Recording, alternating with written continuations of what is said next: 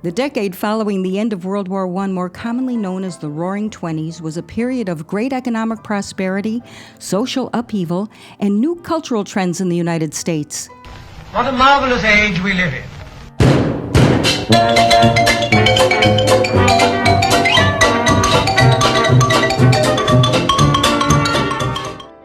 Automobiles, telephones, motion pictures, and the use of electricity became commonplace.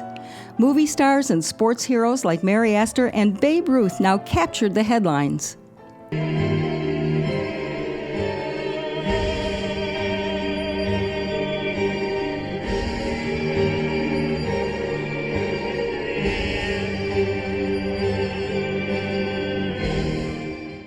The Jazz Age was ushered in with such greats as Louis Armstrong and Ethel Waters. Am I blue? Am I blue? Aching tears in these eyes telling you. To be ubiquitous, television came into being. Midway through the decade in 1926, with Calvin Coolidge as president, life was good for many Americans. It was during 1926 that Henry Ford instituted the revolutionary idea of a 40-hour work week and raised his workers' wages to $5 an hour, unheard of at that time. That meant that the average U.S. worker made $800 a month, or about $9,600 a year. With that money, a person could buy a new Ford Model T for $525, only in black, of course. You could drive that new Model T, after filling up with gas for 22 cents a gallon, to your new Sears and Roebuck kit house known as the Rosita, which would have cost around $800. Once inside your new home, you could sit back and read a first edition of Winnie the Pooh. If you weren't an avid reader, you could always choose to listen to Gene Austin sing the #1 song of 1926, Bye Bye Birdie, on your brand new Thorola Model Desk radio. Blackbird, blackbird, singing the blues all day, right outside of my door. Bored, you could take a spin in your new car to the movies to see the #1 silent movie of 1926, Don Juan, starring John Barrymore and Mary Astor. If that was not exciting enough, you could gather up the family and take an extended road trip on the newly finished Route 66 that stretched from Chicago to Santa Monica, California. One other notable event occurred in November of 1926.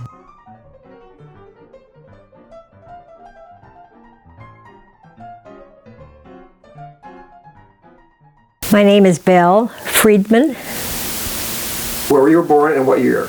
Chicago, Illinois, 1926. Tell us about your parents. That was Milton and Clara Orshan, and they had 4 daughters. And they both came from Russia years ago through Ellis Island, and they settled in Chicago. And why did they come to America? Because of all the trouble they had in Russia, they used to call it the pogroms. They didn't come together. They didn't know each other at that time. And they both came with their families. Did they ever talk about what it was like to come to America? Not very much, no. My father didn't talk too much about that. But my mother used to talk about how she came with her brother and her sister and her mother, and how they got settled in Chicago, and how strange everything was, for them. And my aunt got a job, and I believe my mother did get a job too, but she never talked about what she did.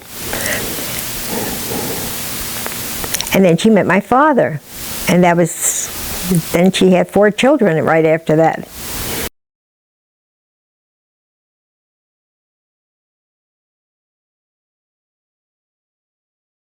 Can you talk about when they came to America, and they first came to Ellis Island before they came to Chicago, and some things happened then? Well, my mother got scratched by a cat, and her hand became infected. So her mother and her sister were allowed to come into the country, and when they saw my mother's hand, she was stuck there for 2 weeks until the infection cleared up. They wouldn't let her come into Chicago. So where did the other part of the family go while she was in quarantine? Well, I had an uncle who came here before they did, and he rented an apartment for them. And so my aunt and my grandmother went to the apartment, and then my mother eventually got there after they released her from Ellis Island. Why did they decide to come to Chicago? I had an uncle who came here earlier, Uncle Ben, and he settled in Chicago on the south side, and he brought them over. He was a shoemaker.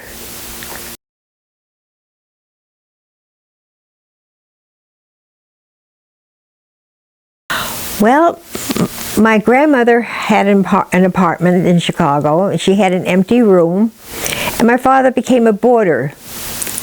He did not live with his family. He wanted to be away from them, so he rented the room, and that's how he met my mother. Describe your mother. My mother was quiet. She was very pretty. She was an excellent cook, hard worker, and a terrific mother. Very quiet. What about your dad? How would you describe your father? Well, he was a little more rambunctious. He worked very hard to support his family.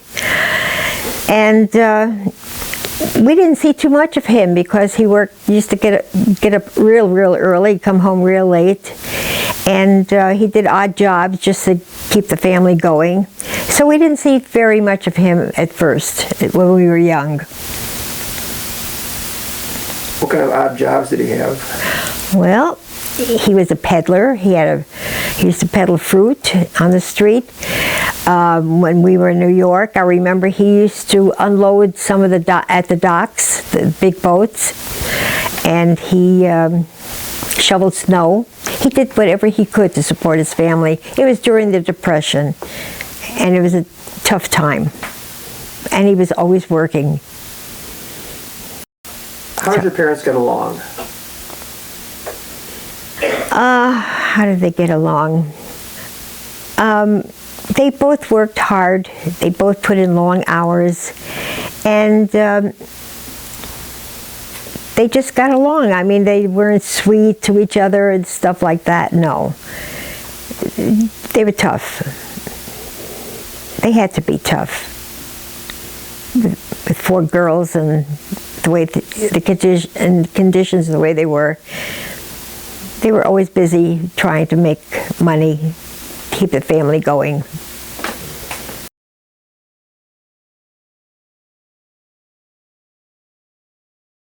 Talk a little bit about why you ended up going from Chicago to Brooklyn, and then why you ended up coming back. Well, I got there when I was about 3 years old, so I don't remember how we got there. I know we took a bus, and we got there, all of us, and it was tough. But Brooklyn was different than Chicago. I mean, we loved it. There was always something going on. There were a lot of people around. The schools were better, different, and it was a good childhood. What prompted the initial move from Chicago to Brooklyn? Well, my father was able to get more work in New York than Chicago, and that's why he went. That's why we all went. And then, why did they decide to return back to Chicago? I really don't know. We never discussed anything about that. But I think my mother wanted to be with her family. She missed her mother. She missed her sisters. And I think maybe the opportunities were a little bit better in Chicago at that time than New York. And I did not want to go back to Chicago. We liked New York. How old were you when you decided to move back to Chicago? I was 15. So was it tough to leave Brooklyn and come back? It was tough to leave, yes. I had my friends and whatever. I had a boyfriend, and I really didn't want to come back. And when we did come back, we had a long bus ride. We considered Chicago a hick town compared to New York. Because even at our young age, we used to get together, a group. We used to go downtown, New York, see Frank Sinatra, see all the shows by ourselves. Coney Island. There was so much going on in New York that Chicago never had. We did not like Chicago, no.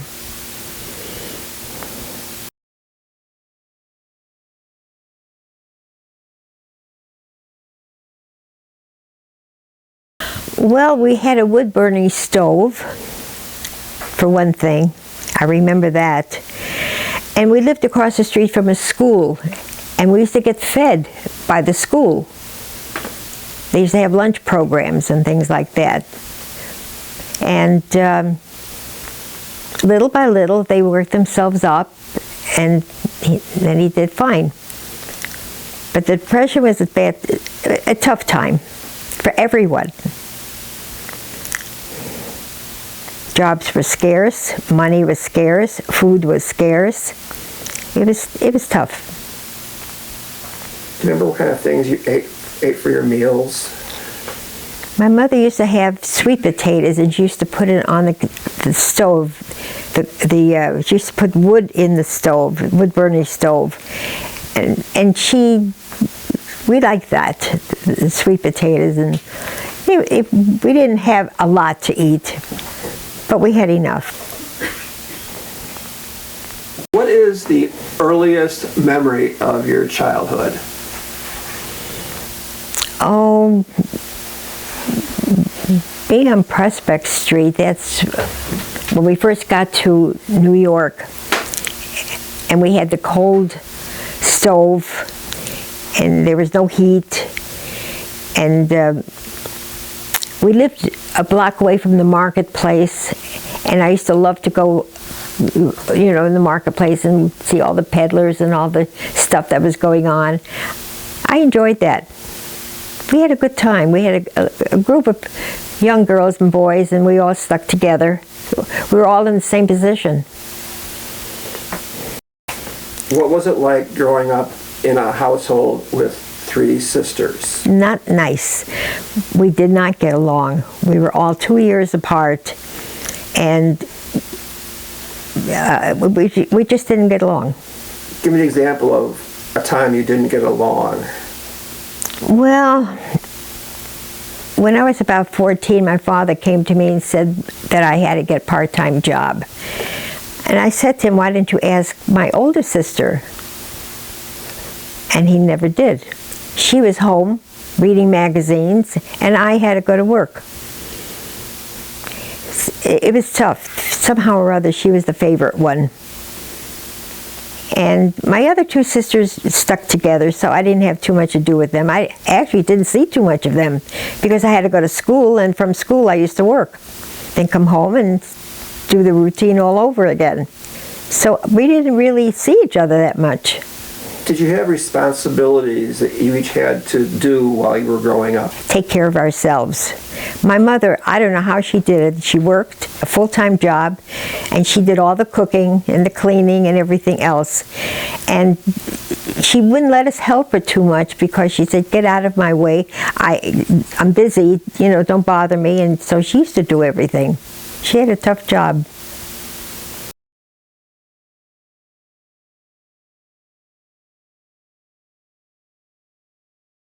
You said you liked school. What did you like about school, and yet what was your favorite class or favorite teacher that you can remember?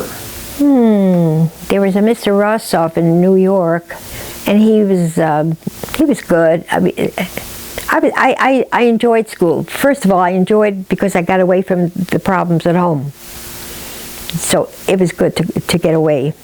And I had a lot of friends, and I was good. I was smart. So I breezed through school. What kind of problems were you escaping from when you went to school? What was going on? Well, the fact that my mother and father were so busy working to support us, it was tough. We didn't have a lot of fun. We didn't go anywhere.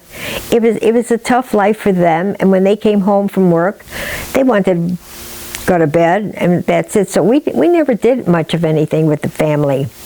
So I enjoyed school. I enjoyed my friends. I really liked that. And I had an easy time at school. I did good. What was your favorite class? Oh, English, whatever. Not math. I'm crazy about math. I know that you said you had a group of girls that you were friends with from Roosevelt. Can you talk a little bit about who those girls were and what this club was all about and what it was called? You had a name for it. We had the Rovans, and that was high school. Because I came into sophomore high school. I knew no one, and they asked me to join their club. And we had one of the girls who went to von Steuben. I don't know if you remember von Steuben. And most of us were from Roosevelt. And we used to meet once a month in somebody's house, and we used to go out places and do things, and that was good. In fact, I'm still friendly with these girls. I meet them once a month, and we graduated in 1944. And some of the guys have joined us now, and we meet once a month and we have lunch. That's great. Which is, yeah. Who was your first date in high school? His name is Melvin. And what was it like, your first date? Well, I wasn't used to dating. That's number one. I mean, my mother and father, we never went to restaurants, ever. They were always too busy working or whatever. And the first time I went with Melvin to a barbecue restaurant, I didn't know what to do. I didn't know what was in front of me. I was embarrassed. And I went with him a few times, shows downtown, stuff like that, yeah. Alan Hartman was the one that used to give me the cigarettes. I used to wait in line. He worked in the drugstore.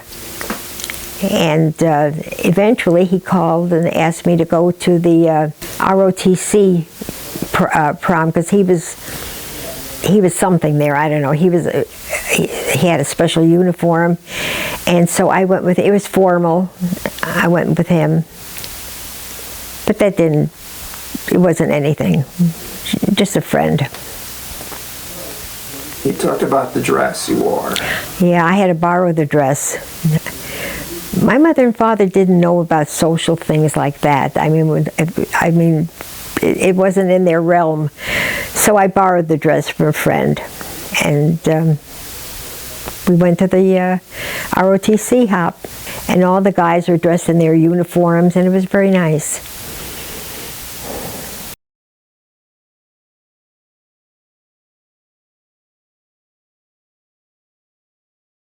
I remember you said that your first job was working for Montgomery Ward. Talk a little bit about what that job was like and what you had to do. Well, I remember my father came to me and said, "Belle, you've got to get a job or something." I was 14, 15 years old. And I saw the ad in the paper where they were paying 50 cents an hour to work at Montgomery Ward and Company, like after school, 4 hours, from 4 o'clock till 8 o'clock. And they hired me. And I worked there. I mean, wherever they needed someone, they put me there to fill in. And in the summer, I was put in the mail opening department, and I had to be there at 6 o'clock in the morning. And that was my summer. I had to get up at 4 o'clock in the morning to get to work at 6 o'clock in the morning, but I got home at 2 o'clock. And that's what I did for, 3 years. So what were your responsibilities when you were on the job? I was a credit clerk. I had to find their mistakes. I don't remember too much. I mean, I handled the money and the orders that came in. Not only me, but there were quite a few. And if they needed somebody in a different department, they would transfer me to a different department. And I moved around a lot. But when I graduated high school, they offered me a full-time job as a secretary in the finance department. And I worked there for about a year. I also remember that you mentioned that your dad made you pay him $20 a month How did that make you feel, and where did that money go? I don't know. I just knew that my father was strict, and I gave him the $20 a month. My sister gave him nothing, my older sister, because she didn't work. And he did take some money from my younger sister, Minnie. Minnie had a small job, because things were tough. They came from New York. They didn't have much of anything, very little furniture, and so we helped out that way. And I didn't resent giving it to him. What was your first job after working for Montgomery Ward's? I worked for lawyers. A friend of mine asked me if I wanted to work for lawyers, and I said, that sounds a lot more interesting than working at Montgomery Ward and Company. And so I did. I worked for Rubin, Gilbert, and Rubin, small office, until they broke up. And then they got me a job with Carlin and Carlin, and that's where I worked until I had Linda. That was very interesting. I liked that. What were your responsibilities? Well, at Carlin and Carlin, I never got to his front office. When he wanted a letter to go out, I had to sit at the typewriter, and he walked back and forth dictating while I typed, even though I took shorthand, which would have been a lot better. I mean, I couldn't make any mistakes, you know. And so I did that for him, and I collected rent. I did everything that you could do in a law office. When I worked for Rubin, Gilbert, and Rubin, I used to go to court to get continuances and change the dates and hand the bailiff the money quietly and stuff like that. And you mentioned secretly paying a bailiff money in a court?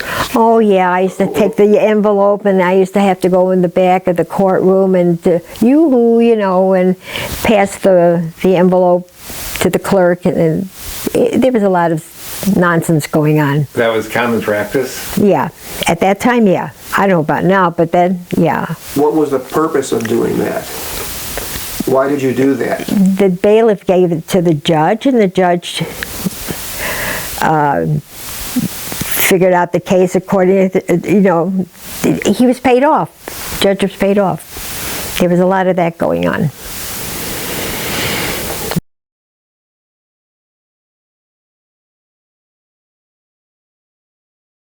You mentioned life during the Depression, and you mentioned that your father asked you to get in line to get cigarettes. Can you describe what that was all about in life? He never asked, but he smoked. So whenever I was coming home from wherever I worked, if I saw a line, I used to get on it. Sometimes I didn't even know it was at the end of the line. Sometimes they had food or canned goods or cigarettes, and so whenever they had cigarettes, I got it for my father. You also lived through World War II. Mm-hmm. How'd you first find out about the attack on Pearl Harbor? When else, it was in the newspapers, you know, and the radio. There wasn't any television at that time. And it was a shock, and of course, not happy about what was going on. Those are tough years. Did your parents talk about it at all? Not much. So was life the same as it was during the Depression period? Or No. How did that differ? It was different in the fact that, well, they were both working. They had some money. But it was hard to get anything during the war. Everybody was waiting online for something, meat or eggs or beef. I mean, the things are hard to get. So it was different in that way. And trying to raise money for the boys, you know, it was tough. How did you keep up on what was going on in the war? How did you stay abreast of events? Oh, radio, newspapers. They say that we didn't have television at that time. But we kept abreast of everything. It was always on the radio, newspapers. Did you lose any of your friends? Not really, no. But I wrote to a lot of guys at that time. Did they write back? Oh, yeah.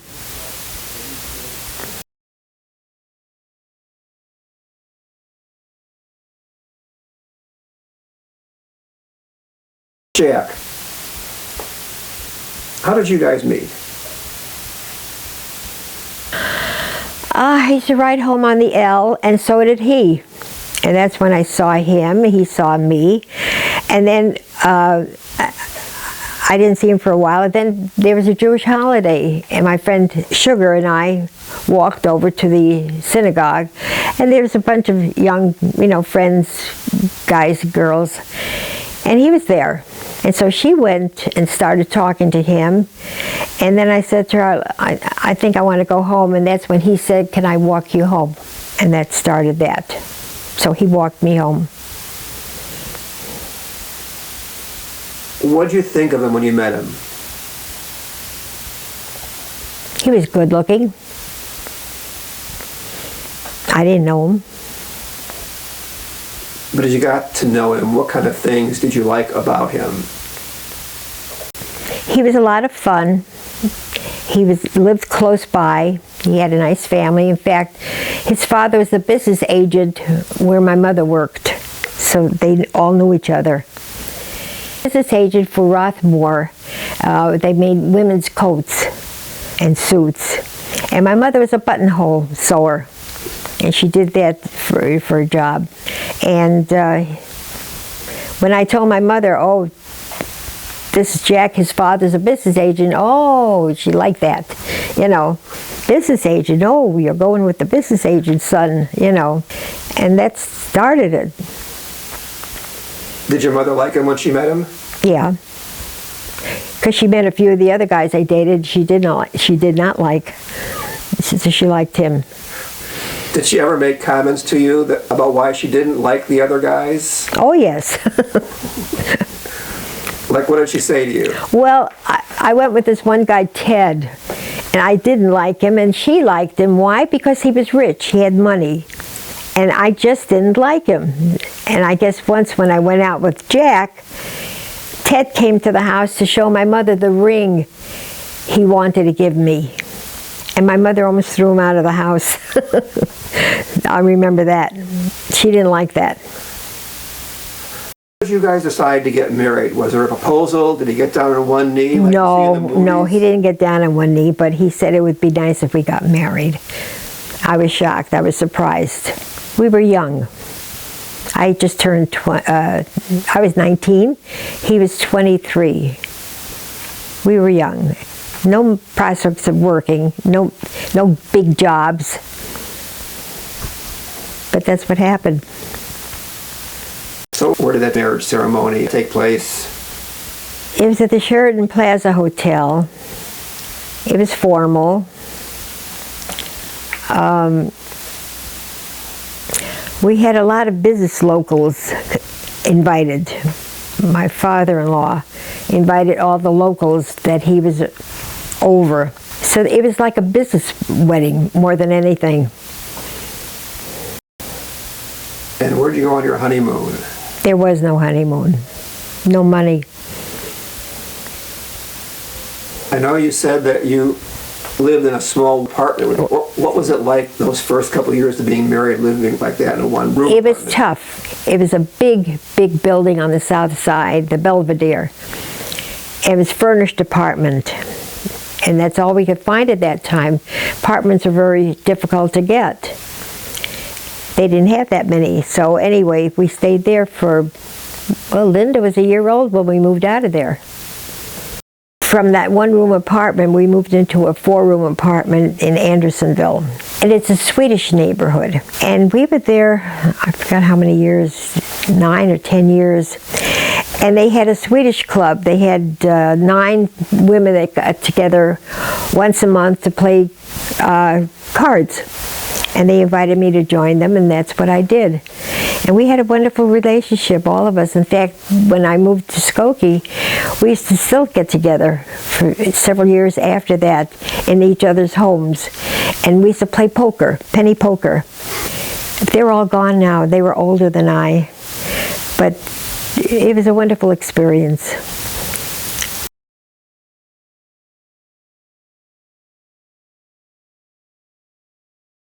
Never thought I would live this long or live this well. because I can't complain. I mean, I'm 90 years old, and I'm getting around, and I'm driving, and I'm independent to a point. So I'm very happy with my life. The only thing that makes me unhappy is that I may not have too much longer to live, and I'm not happy about that. But I'm trying to live every day to my fullest, to do the best I can, and just enjoy my family, my friends. That's all I can do. When you kind of look back on your life, what things shaped you the most or had the most influence on you? Just meeting new people, getting around to different places, raising a family, and everything was fine. Everything was good. We had a lot of friends. It was a good life. So that you have grandchildren and great-grandchildren. Oh, that was the best. I mean, when Mitchell was born and then when Abby was born, I mean, it couldn't be any better. And also having a wonderful son-in-law.